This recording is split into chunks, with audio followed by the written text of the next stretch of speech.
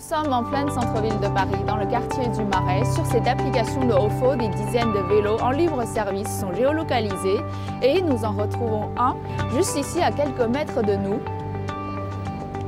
Un simple QR code permet de le déverrouiller. Et hop, c'est parti pour une course à 50 centimes les 20 minutes.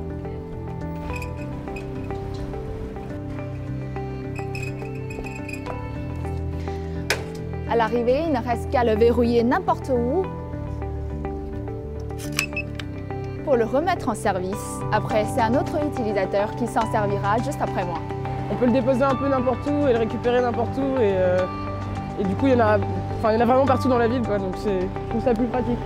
Mais le vélo à partager n'a jamais été un nouveau concept pour l'Hexagone. En 2007, la mairie de Paris a mis en place ces vélos de libre service avec station. Certes, la recherche d'une station de vélo peut être fatigante et fastidieuse, mais ces vélos coûtent bien moins cher que Ofo. Ils fonctionnent sur une base d'abonnement annuel à une trentaine d'euros et disposent de plus de 1200 stations en région parisienne.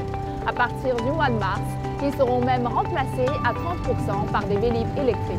Dans ce contexte, le démantèlement de ces Vélib en station ont profité aux différentes entreprises de vélos à partager de s'installer à Paris. Entre les vélos verts, jaunes et orange, la concurrence est rude.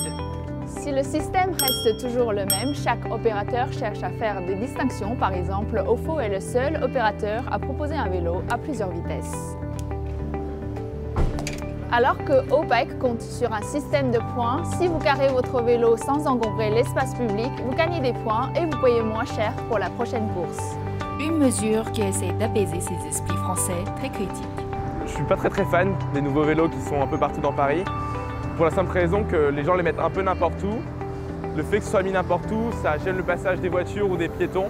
Donc je trouve que c'est plutôt dangereux. La mairie de Paris envisage également de mettre en place une redevance pour l'occupation de l'espace public avant que des milliers de vélos mettent l'anarchie sur les trottoirs. Wei Yutian, CGTN, Paris.